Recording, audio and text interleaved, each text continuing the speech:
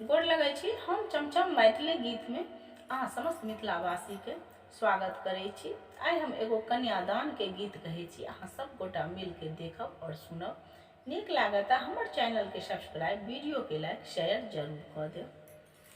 सात बारक सीता किछु नाही बुझते, आठमा भेली उतफल,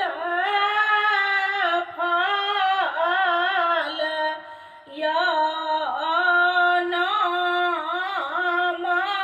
बड़का सीता बैसली मरा